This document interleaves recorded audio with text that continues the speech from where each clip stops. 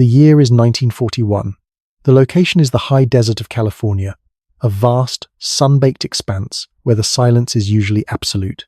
But today, that silence is being torn apart by the roar of two Allison V12 engines screaming at full throttle. High above the desert floor, at 30,000 feet, a P-38 Lightning is initiating a dive. The aircraft is a masterpiece of industrial art, a gleaming twin-boom predator that looks unlike anything else in the sky. To the pilot strapped into the cockpit, the world is a wash of blue sky and the distant, brown geometric shapes of the Earth below. The altimeter begins to unwind at a dizzying rate. This is not combat, this is a test. But within seconds, it becomes a fight for survival.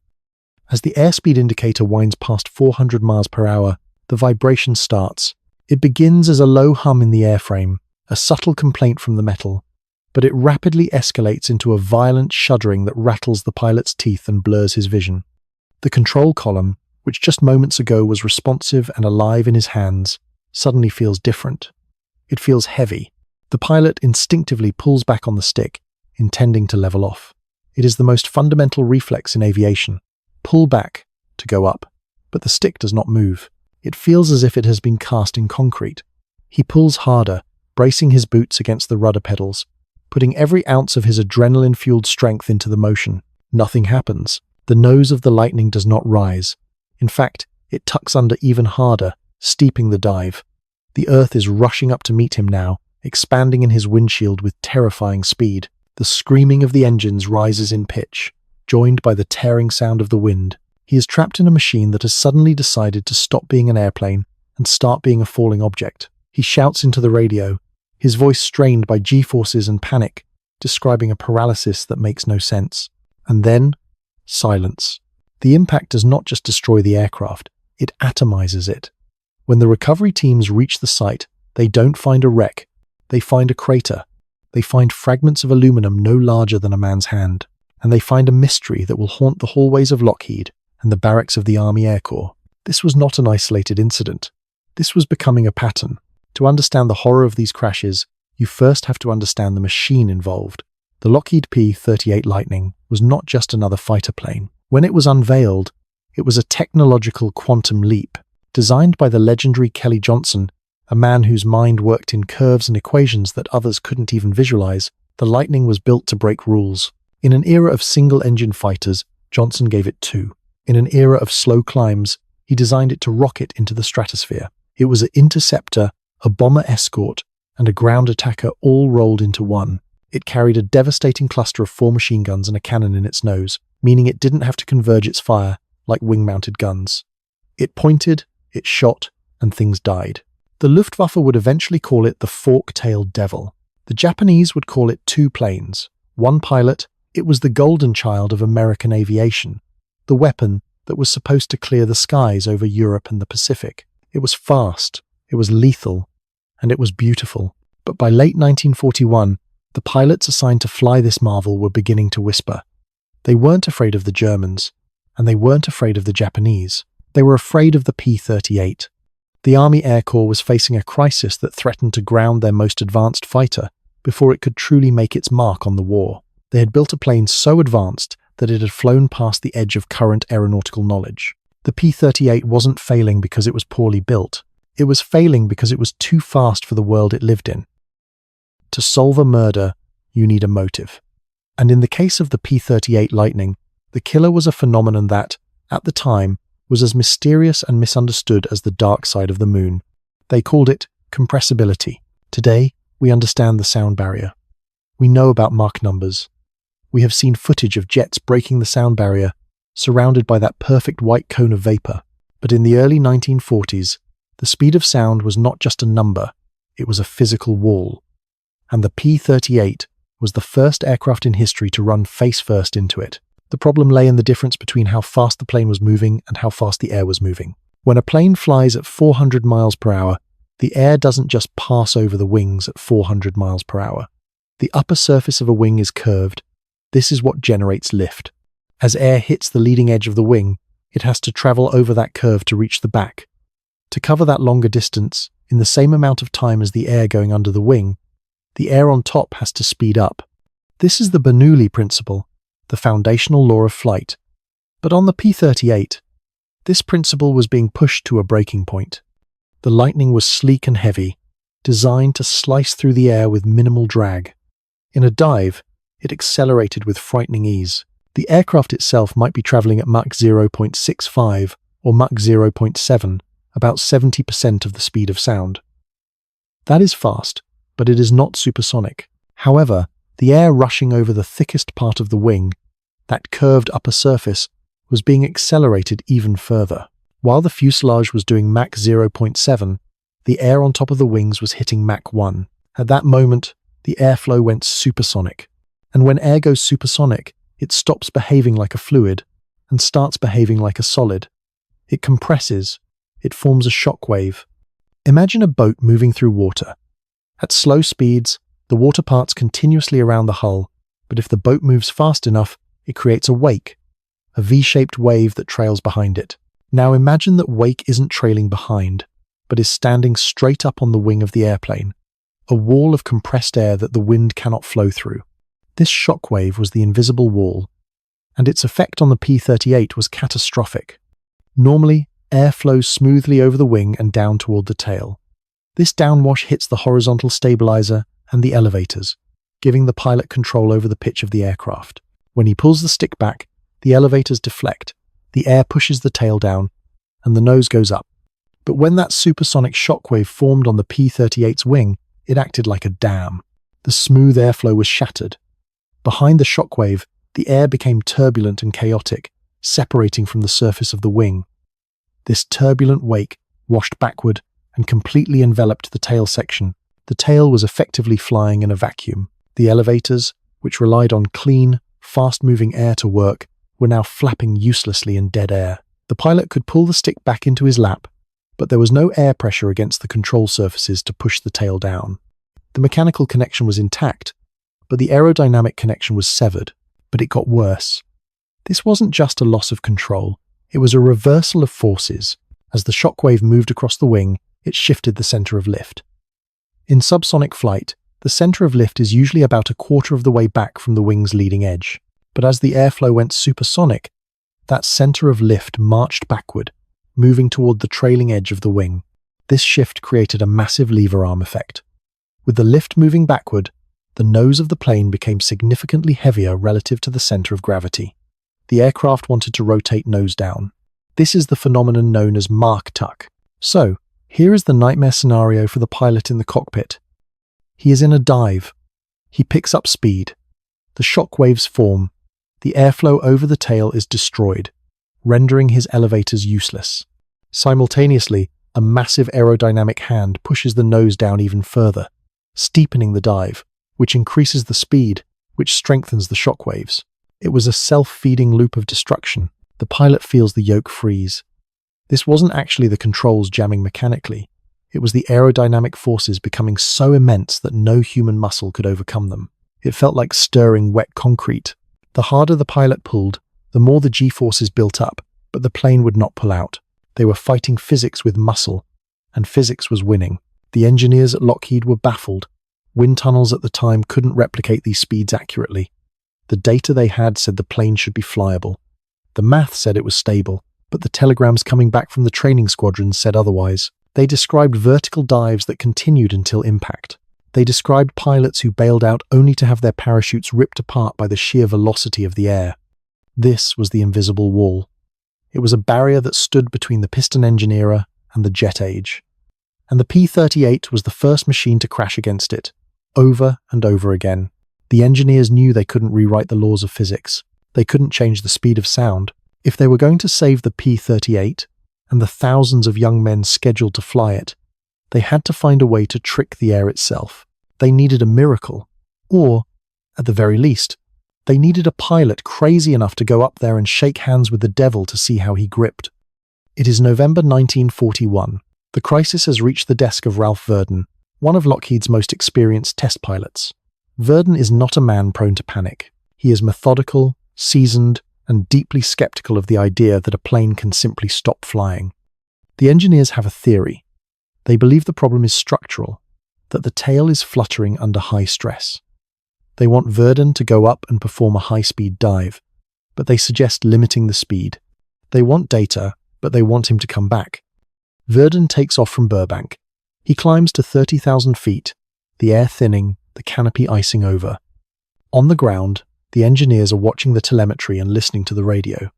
The dive begins normally, but Verdun, focused on getting the absolute truth, lets the speed build. He wants to recreate the exact conditions that are killing the army pilots. He hits the invisible wall.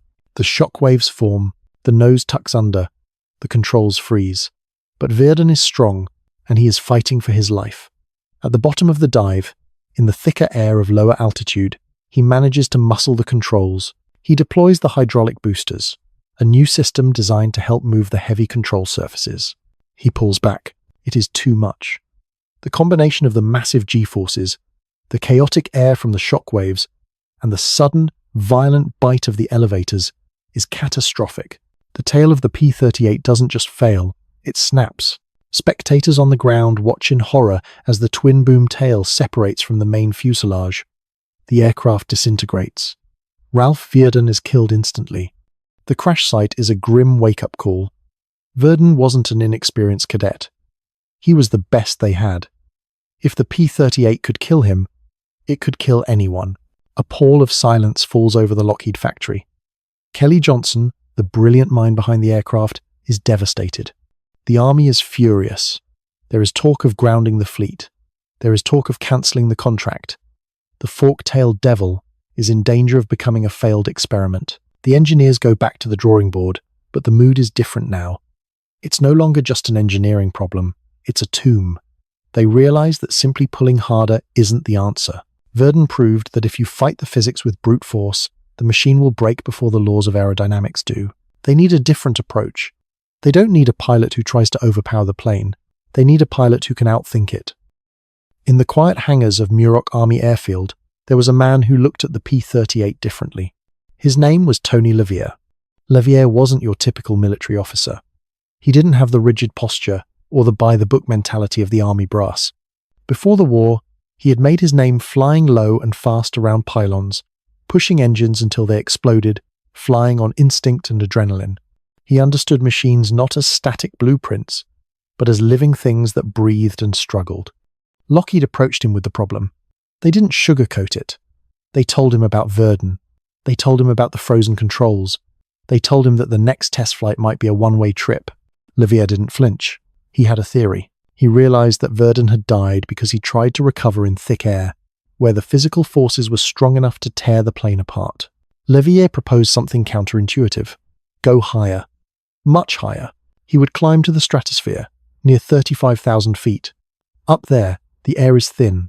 The speed of sound is lower in the cold, thin air. He could hit the dangerous Mach numbers, Mach 0.7 and above, without building up the massive indicated airspeed that ripped wings off. He could trigger the compressibility effect without the crushing physical pressure.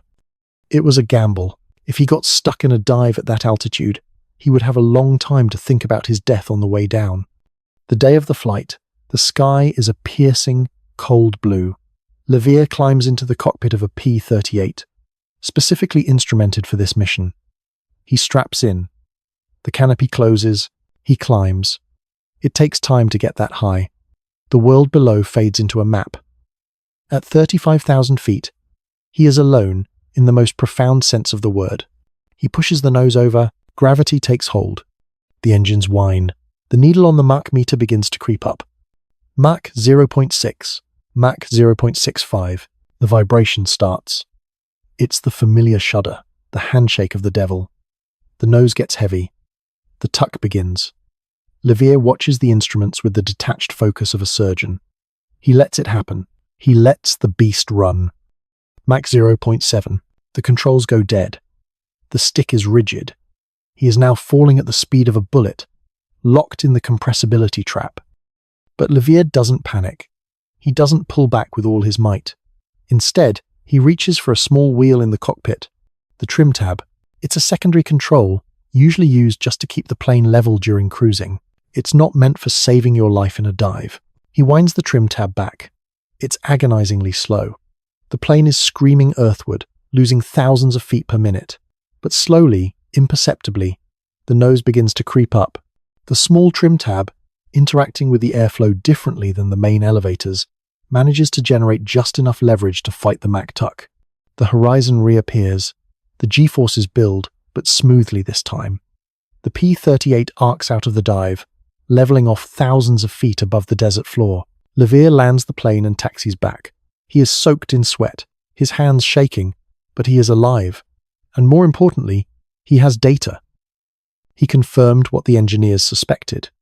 You can't fight the shockwave with the main controls. You have to change the airflow itself. The solution wasn't about pilot strength. It was about aerodynamics. LeVier's flight proved that the P-38 wasn't broken. It was just misunderstood. But understanding the problem was only half the battle. Now, they had to build something that could fix it, something simple enough to be installed on thousands of aircraft in the middle of a war. And the answer would come in the form of a small, unassuming strip of metal. Tony LeVier had survived the dive, but he hadn't solved the problem. Not really. Using the trim tabs to recover was a desperate measure. It was slow, imprecise, and required a touch of finesse that a terrified 20-year-old cadet in the middle of a dogfight simply wouldn't have. In combat, you don't have 10 seconds to gently wind a small wheel while the ground rushes up at 500 miles per hour. You need a switch. You need an immediate reaction. The engineers at Lockheed stared at the blueprints until their eyes burned. They were trapped by the reality of wartime manufacturing. They couldn't design a new wing. That would require retooling the entire assembly line, halting production for months while the enemy gained air superiority. They couldn't change the shape of the fuselage. They had to fix the aerodynamics of an existing aircraft without actually changing the aircraft. It seemed impossible. They were trying to alter the flow of the wind itself.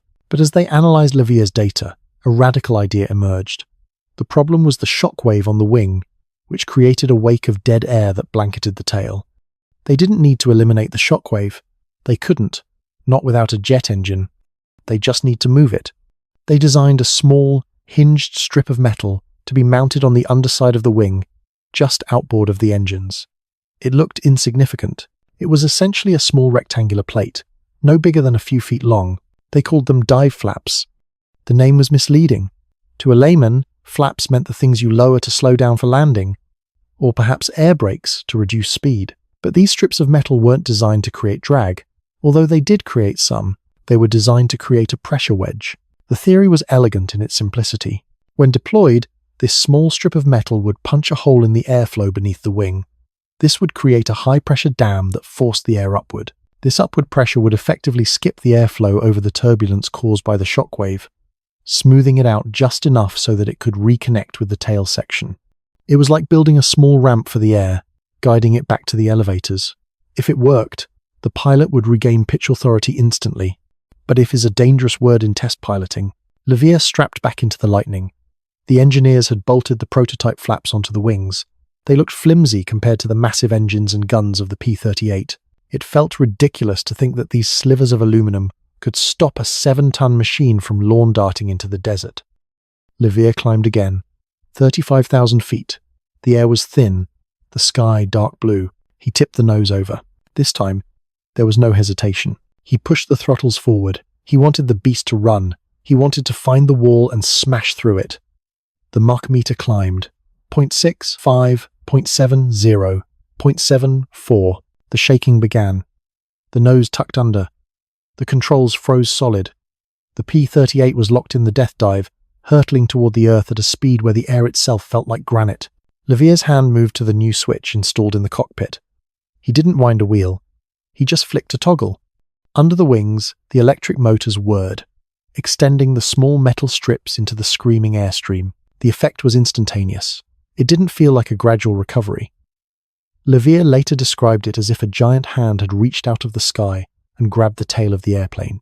The nose pitched up violently, so hard that the G-forces slammed LeVier into his seat, draining the blood from his head. The dead air vanished. The elevators bit into the clean airstream. The yoke, which had been frozen concrete a second ago, suddenly felt light and responsive. The P-38 arced out of the dive, converting its terrifying speed into a towering climb back toward the sun. LeVier laughed into his oxygen mask. It worked. They hadn't rewritten the laws of physics, but they had negotiated a truce. That tiny strip of metal, That insignificant piece of aluminum was the key that unlocked the frozen controls. It turned the P-38 from a death trap back into a fighter plane. The solution didn't stay in California. It was boxed up, stamped urgent, and shipped across the oceans to the muddy airfields of England, North Africa, and the Pacific Islands. These were the dive flap kits.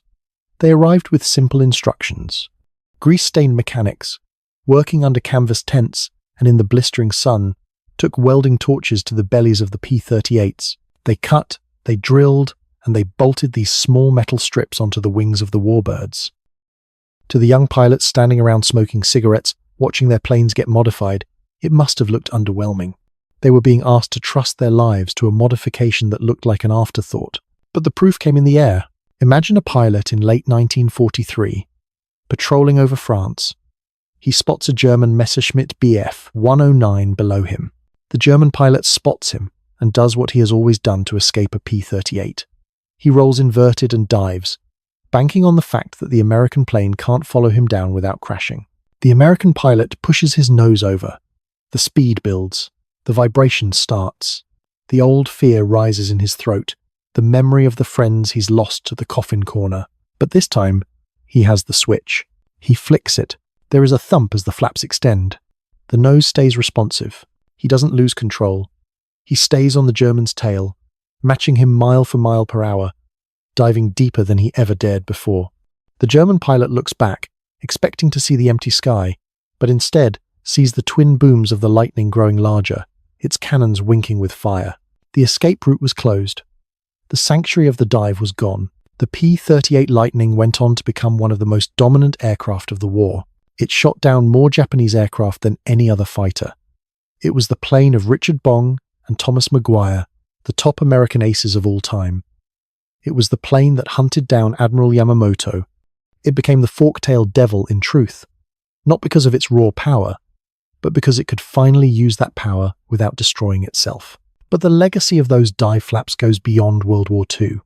What Tony LeVier and the Lockheed engineers did was effectively conduct the world's first successful research into transonic flight control. They were knocking on the door of the sound barrier. The data they gathered and the solution they engineered paved the way for the jet age. When the war ended and the first generation of jet fighters, like the P-80 Shooting Star and the F-86 Sabre, took to the skies, they carried the DNA of the P-38's struggle. The flying tail and hydraulic controls of modern supersonic jets can trace their lineage back to that desperate need to control shockwaves over the California desert. Tony LeVier lived to be an old man, a legend in the aviation world who eventually taught thousands of others how to fly safely. But his greatest moment wasn't a race victory or a public airshow. It was that lonely, terrifying dive at 35,000 feet, where he bet his life on a theory. The P-38 Lightning was a masterpiece, but it was flawed. It was unflyable in the regime where it needed to be deadliest. It took a maverick pilot and a piece of metal the size of a tea tray to fix it. It serves as a reminder that in the high-stakes world of engineering and combat, the difference between a tomb and a triumph often isn't a bigger engine or a bigger gun. Sometimes, it's just a tiny strip of metal, placed in exactly the right spot, to guide the wind where it needs to go.